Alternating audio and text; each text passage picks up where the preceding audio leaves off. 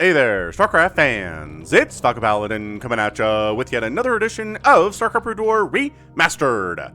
Today it's going to be Stork versus Beast here on Circuit Breakers. Bottom right, we've got ourselves a red Zerg player. It is Beast. And in the bottom left, it is Stork. This is a replay sent to me by RJB from RJB TV. He cast StarCraft Brood War as well, so go ahead and look him up at RGB TV. Just put that in your YouTube search bar. Let him know that Falcon sent you.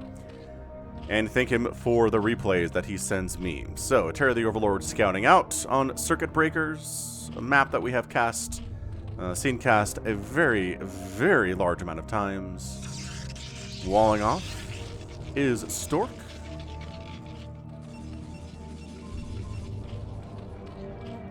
And let's see what Beast is up to. This is going to be a Patreon cast, so if you're watching this the week of June the 13th, thank you very much for supporting me at patreon.com/FalconPaladin for as little as $1 a month. And enjoy the ad-free viewing. If you're watching this in the month of July, hit that like button, hit that subscribe, and consider going to patreon.com/FalconPaladin. And, I think you'll be pleased with the ad-free viewing there. Alright, so probe scouting the wrong way on this giant 4-player map. And it's going to be a hatch first here from Beast at 12 supply. Alright, Beast, you're going to get away with it because you're not getting scouted, that's for sure. Here's the thing, if you get this scouted, I feel like we're going to make a Zealot here. Does it feel like a Zealot here from Stork? I'm believing. I am fully believing that's what we're working on right now. And it is a Zealot. Okay, so he's going to do potentially a little bit of pressure. Maybe he knows what Beast likes to do here. Oh, man. If this is a third hatch at like 220, 230, I'm going to be in love right now. Is it just scouting? Let's watch. Let's watch the worker count here. Let's watch the amount of minerals. Gets a 2 shots off. Okay, that helps. That helps you win that battle. He's gonna scout up there and see what's going on. Okay, no. So no Protoss. He didn't actually go up the ramp. There could definitely be a gateway up here, man. Okay. Well, whatever you're into then. Terror the Overlord scouts on in and sees. Yes. Okay. Nothing too crazy here at all. Zealots hoofing it on down here as fast as he can. There's another Zealot on the way too, and Lings are just getting started. So that's good. I mean, this drone does scout what's happening here, sees the Zealot coming in. The Zealot's going to be super annoying for the next, I don't know. Actually, not that long. The Lings are just about done. Zealot, why are you so slow without speed upgrade? I know it's not your fault, man, but come on. Be faster. The Lings pop just gosh darn right in the nick of time. That's amazing. See, what the probe does is adds additional DPS to where it takes more than 4 Lings to kill the Zealot. We've got 6. So we're good.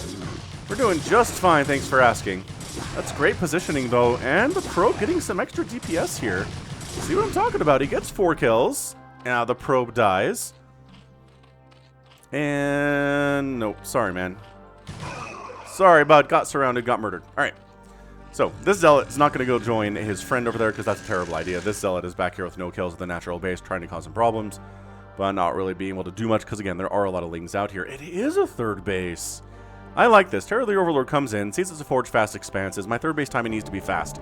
Let's do this. And he takes this low ground, too, which I'm not a huge fan of. I haven't seen a lot of Zerg players actually do this.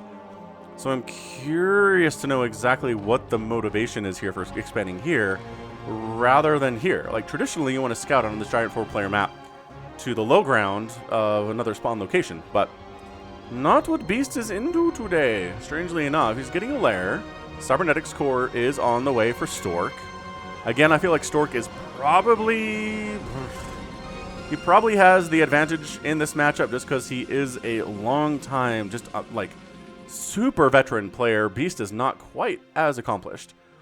But, you know, in any one match, any player can win. That's just how this works, right? It's really not a matter of the favored player always wins the game, you know? So one game especially, crazy stuff can happen. Alright, so one cannon, a few Zealots, nothing to worry about here. Stargate is on the way. Metabolic Boost is coming in for Beast, and he's waiting for the lair to finish so that he can start his Spire. And yeah, everything is really standard at this stage, right? I mean, this is EVP in a nutshell. Forge, Fast, Expand. Ka-choop. Getting a Spire up at the same time that the Stargate is coming in. There will be a Corsair causing problems before the Scourge can pop out, so that's going to be annoying for a little bit. But everything should be fine. Ooh, he's getting +1 air weapons, so that indicates that Stork's going to devote quite a bit to these Corsairs in this game. So that's going to be interesting for sure. Again, Corsairs can do a lot of good damage against Zerg. Supply block them, and that's kind of their biggest deal. Prevent Mutalisks from being built at all. That's another huge deal.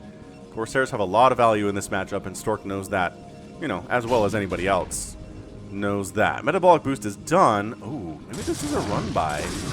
Speed's done. I might... Jaedong would do it.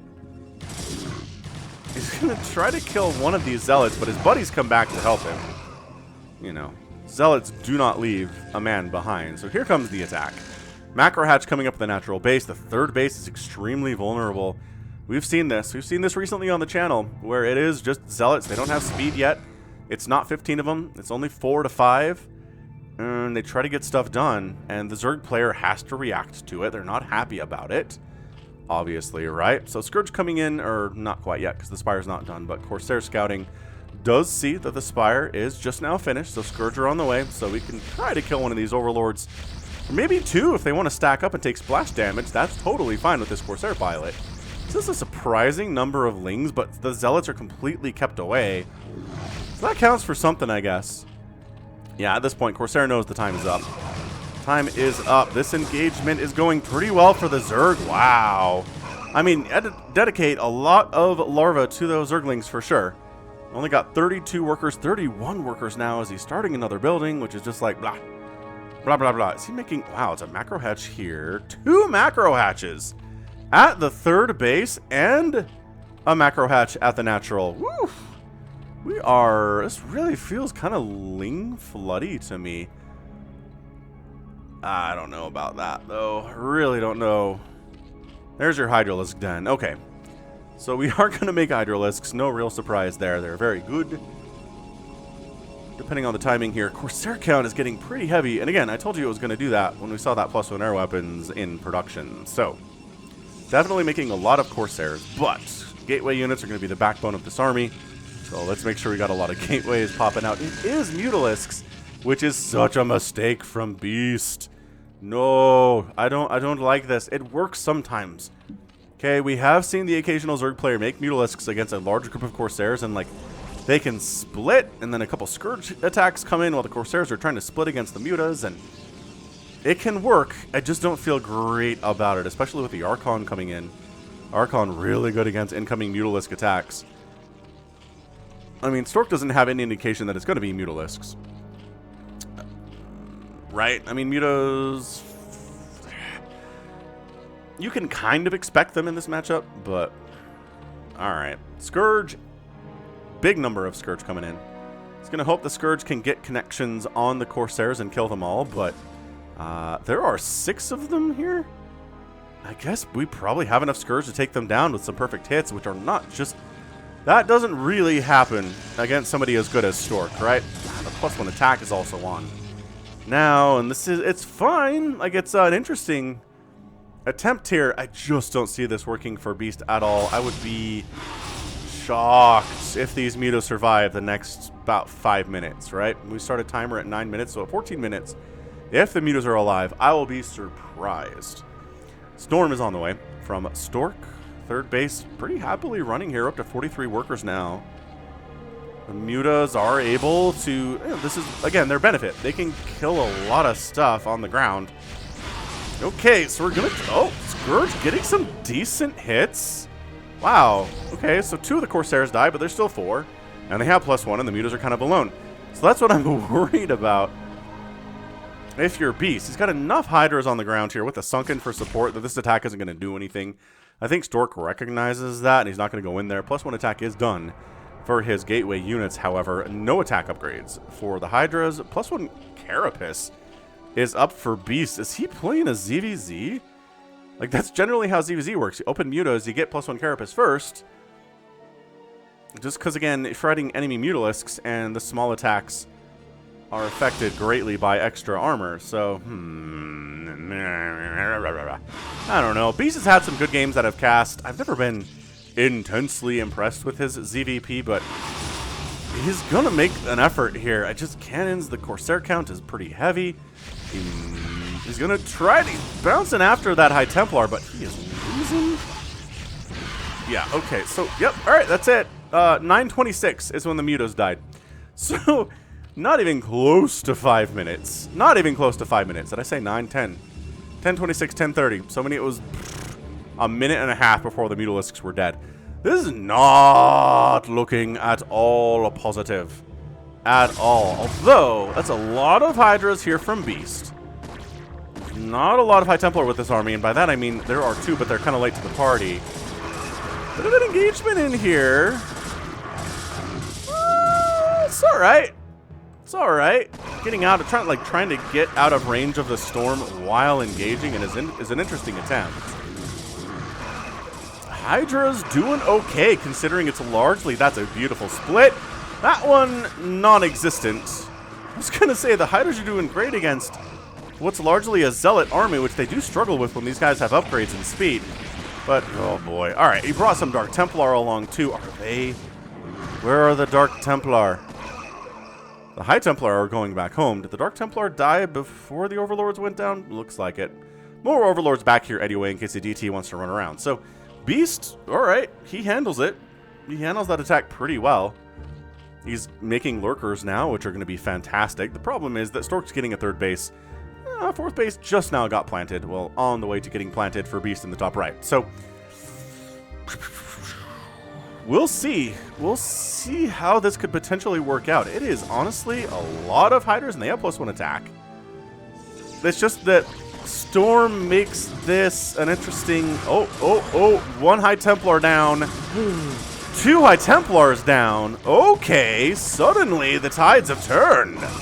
Remember when I was like, High Templar and Storm make this a different matchup? Dude, these guys need to be microed, though. You can't just stand there and fight against Zealots. It doesn't work out for you. Oh, cancels it and restarts? Storm is so good against eggs. Okay, well, no. That plan did not work, but guess what? More Lurkers are here. They morphed in a less dangerous position, so they're actually ready to rock. Oh, can Beast actually take down this base? That is the question here. The Lurkers are going to do some work, that's for sure. In range of a cannon, I think, buddy. Maybe don't be in range of a cannon right now. Oh, wow. Okay, in detection range anyway, so the Lurkers die. Stork gets this attack off of his front door pretty effectively. 4th base has popped now for Beast. He's not really saturating it, nor is he making any more workers. There you go, just started 6. He's making 6 more Mutalisks? So, like, okay. What's our Corsair count at? And where are they? Here they are. These are down to 3. I don't know. What a weird tech switch. Into Mutalisks, you say? Alright. Well, the Hydras are doing a good job trying to dodge storms before they even get cast, because if you wait until they get cast, it's usually too late. Corsair is trying to see what's going on inside this main base. Nothing really for them to worry about at all. Attack coming to the top right here from Stork. Does he have enough to kill it? The answer is the Mutalisks will kill these Zealots in about a year and a half. No, get out of there, Mutalisk. Run, fly. The Mutas are directly on a collision course with these Corsairs, at least shoving them away from the engagement, which is pretty good. Feeling good about that. And look at this, Zealots heading all the way home. So it's 133 to 95 supply here at about 14 minutes. This is about where the Zerg... Nice snipe. It's about where the Zerg player needs to kind of start exploding in overall supply, right? We got 4 bases. You got 50 workers. You have a ton of hatcheries. And you're making 9 Hydras at a time. That's what I'm talking about. That's what we're talking about here from Beast. So yeah, hit that like button if you haven't already. This has been pretty good out of Beast. He's giving us a good game, at the very least. I'd love to see what these Mutas are capable of doing. I mean, I'd love to see them accomplish a lot of stuff, is what I'm trying to say. Okay, alright, decent micro. Of course, they're down. No. He's going to take a 5th base. That'd be pretty good, too, actually, from Beast. A 5th base would be useful. So it's Scourge. It's Hydras. He wants to take down this Corsair so the Mutas can actually do some work. He got a High Templar. All right. He's doing pretty good at sniping High Templar right now. Which, again, if you want to beat a Protoss, you can kill other High Templar, and that helps immensely. DTs are on their way. A shuttle's coming in here from Stork 2. Nice Observer snipe. Very nice. There's 2 more with the group, though. We can see them down here. That's not ideal. So, is there enough to defend this? Not really, so that's why a million more Hydras are coming from the top side to try to help. Lurkers are set up. Detection exists, however. Zealot, there you go, running past the Lurkers and surrounding them. To take them out is pretty good. The Mutas, nope, getting eaten alive. The Corsairs are being protected quite nicely by these Dragoons. Oh, they're sniping down Overlords. Hydra count trying against this oncoming onslaught of Protoss. I don't see it. It's +2 attack on these Dragoons. Sunken isn't even in range to hit anything. That's how good the micro is from Stork right now. More Hydras coming in from the top side. Again, this is where a lot of the macro hatches are, is up there. So is it enough to actually shove this away? It feels like maybe. The Scourge really want to get nice Observer snipe. Another Observer? No. Doesn't connect on that one. Not that there are any Lurkers for them to protect anyway. I guess there's one up here to the top side. It's just a scrappy defender's advantage situation here for Beast, where he's barely holding on because his units are being built here. And they don't have to run across the map to reinforce like these Zealots do. Also, by the way, Stork has taken the 6 o'clock base during this whole thing. Ooh, losing a Corsair, kind of blindly flying over this top right base. Checking to see what's going on. Is there any detection here, they say, and the answer is no. So DTs getting into the 4th is extra bad for Beast right now. Again, like, dedicating something for detection would be so good. Okay, that might just be the killing blow right there. Beast was hanging on there. He was doing all right. He really was. But at that point, losing that many drones, he's down to 46 workers at 17 minutes. These poor Hydras can't do anything. That was kind of a sneaky move. He morphs a couple of these Hydras into Lurker eggs. So the DT's kind of trapped where he is and can't escape. This one does, though, with 5 kills. Yeah, I don't know about this. This is Stork taking the left side 9 o'clock. He's got the 6 o'clock up and running. He's at 54 workers. He's at 138 supply. And it's really just Hydralisks at this point in time. I mean, at this point, if you're going to try to beat Stork at this sort of game, you really got to start getting Plague. Just Plague is the big deal against this composition of largely Dragoons and Zealots and High Templar. Dark Swarm is okay, but again, Zealots, ignore your Dark Swarm entirely. Plague them so they're easier to kill. You're going to have a better time. All right, Beast, what do we... All right, good angles. I kind of like this. Top side flank, bottom side flank, right side flank.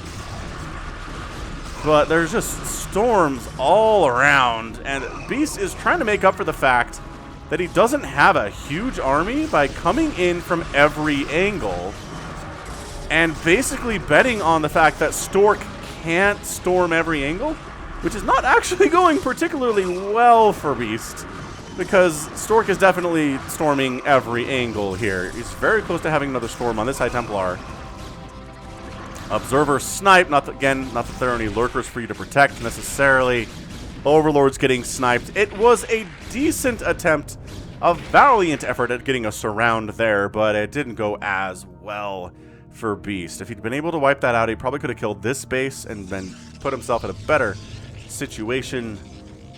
I like that there's a shuttle just sitting up. This is the one that unloaded the DTs. He's just hanging out. He didn't go back for anything else at all. Beast is largely just going for this Hydra Lurker strat, which it can work. We've seen it work in the past. We've seen it also fail pretty miserably in the past against Protoss, because eventually they get Storm and Reavers, and eventually their upgrades are fantastic. 2-1 upgrades there versus the, I guess 2-1 upgrades for the Hydras.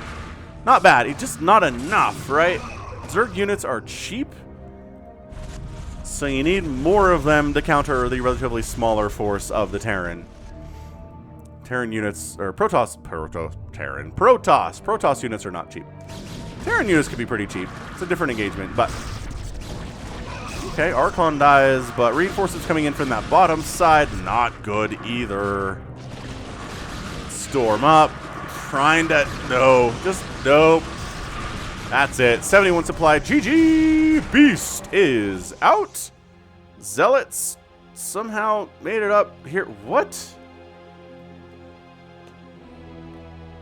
But GG regardless. I'm going to just rewind real quick. So nice job by Stork. Again, especially when that DT attack hit in this top right, I was not surprised by that outcome. But, you know, oh, okay. So the shuttle that was hanging out here eventually moved over 4 inches, picked up some zealots, wandered them over into this base, which again, did not have any defense at all. There's detection now. But literally, no Hydras, no Sunkens, no nothing. Stork decides to go ahead, you know, engage here a little bit, and then just kind of A-move the Zealots into this mineral line, and, well... Oh, there was one Hydralisk here. One Hydra was there for defense. Not enough. Beast taps out. Stork's just sitting on, oh, how many bases? 1, 2, 3, 4, 5. His 5th base is rolling.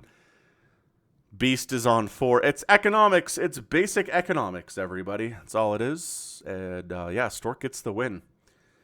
So I like the fast 3rd base. I thought the Mutalisks were pretty much a mistake against somebody as good as Stork, who opened to +1 Corsair, and then kind of doubling down on it by making another round of Mutalisks after the first one died, and getting a little bit done with it, right? Did end up killing a couple High Templar, but in the end, did not pay for themselves and just got wiped out by, well, Dragoons and Archons and Corsairs, obviously. Maybe over-making Scourge a little bit here, too. Maybe overreacting to the Corsairs and not getting a huge number of kills with them. Not enough Lurkers to really make a difference there either. A large number of Lurkers can be great, but no Darksworn to protect them against Dragoons means they will die as soon as Dragoon production begins. And it's just happy bases. Just happy Protoss bases everywhere. And again, nothing really threatened for Beast. Right, there was the attack up here to the natural that never even killed these front door bases. So that was pretty well held by Beast. This is the problem. This is where the deaths happened. And if you have 2 players in a game, one of them is losing workers at a base, and the other one just never does, then that player is usually the one who's going to lose, is the one losing said workers. All right, so a little bit of a 20-minute game there. Nothing too crazy. 182,000 points from Stork, 145,000 from Beast. Ended up outproducing the Protoss in a 2-to-1 ratio, which is not bad, but a 3-to-1 ratio is the kill death. So that's where your math is a problem if you're the Zerg player today. Gas mined way more, minerals mined a little bit more here for Beast, and more spent. So again, economically, that wasn't really the problem here. It was just the storms were beautiful, and he didn't have any plague, he didn't have any dark swarm, he didn't have anything to weaken the effectiveness of the Protoss army, and that's going to kill you every time. So GG to Stork. Again, not overly surprised by that effort. Bam. And that's going to be it from me. So this has been Falcon Paladin coming at you with yet another edition of StarCraft Brood War Remastered and a Patreon cast. Go ahead, hit that like button, hit that subscribe if you like what you saw and what you heard today. You can also catch me on Twitter, Facebook, Patreon, and Twitch, all at /Falcon Paladin. And until next time, as always, thank you so much for watching. You take care of yourself.